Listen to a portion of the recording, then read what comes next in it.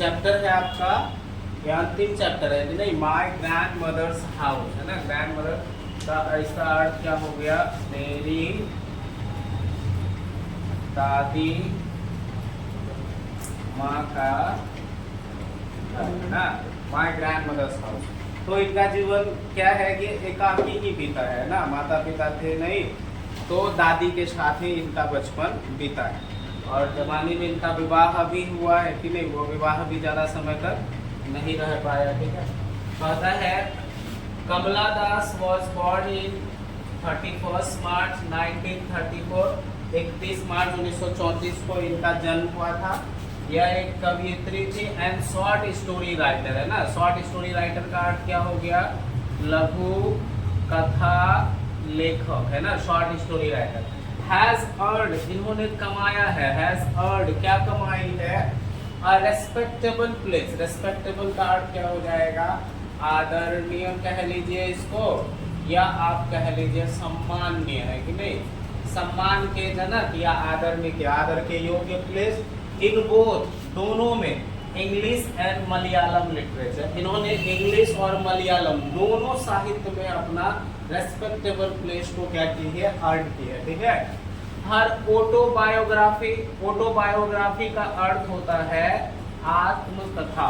Autobiography का अर्थ क्या होता है, एक होती बायोग्राफी, आपने देखा बहुत सारी बायोपिक मूवी है ना, आपने देखा होगा MS Dhoni and untold story है ना, उसमें MS धोनी की कहानी है।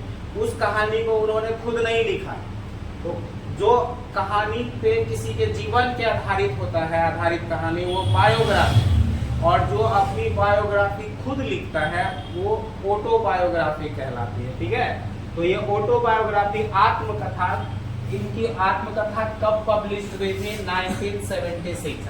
आत्मकथा कब पब्लिश हुई, 1976। Created a quite star in 1984, 1984 में she was short listed for the Nobel prize for literature है ना, नोबेल प्राइज के लिए शॉर्ट लिस्टेड हुई थी। शॉर्ट लिस्टेड का ना समझ रहे, जैसे बहुत सारा प्रतिभागी है उसमें से छांट करके करते हैं ना कम, किसी किसी आधार पर, वो शॉर्ट लिस्टेड ये हुई थी है ना, कब, 1984 में। ठीक है, अच्छा, इनके जो महत्वपूर्ण है, हर important volume words in English, English में क्या क्या है, द समर इन कोलकाता 1963 में पब्लिश हुआ, साइरेंस 1964 में, द डिसेंडेंट 1967 में, आगे है the old play house and other poems 1973, आगे है the एनामिकल poems 1985, only Sant knows how to sing 1996 है ना, और एक है यश अल्लाह, और यह कब पब्लिश हुआ है, 2001 में है ना। कई बार पूछा गया है who wrote Summer in Kolkata, Summer in Kolkata किसने लिखा है ना। एक बार पूछा गया है व्हेन वाज यश अल्लाह पब्लिश, यश अल्लाह कब पब्लिश हुआ है, 2001 कब हुआ है।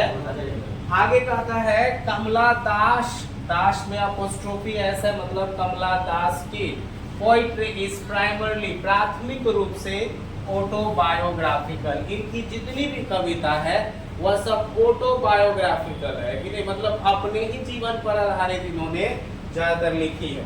एंड हर थीम इज, और उनका जो थीम होता है लिखने का, कविता का थीम, वह होता है love of a lonely heart है ना, अकेलेपन का स्नेह, अकेलेपन का मोहब्बत, क्योंकि इन्होंने ताकि जिंदगी जिया है, इसलिए ज्यादातर इन्होंने आत्मकथा लिखा है। और आत्मकथा में अकेलेपन में, लोनली लश में है ना, अकेले हृदय का क्या क्या जीवन में होता है, उन सभी के विषय में इन्होंने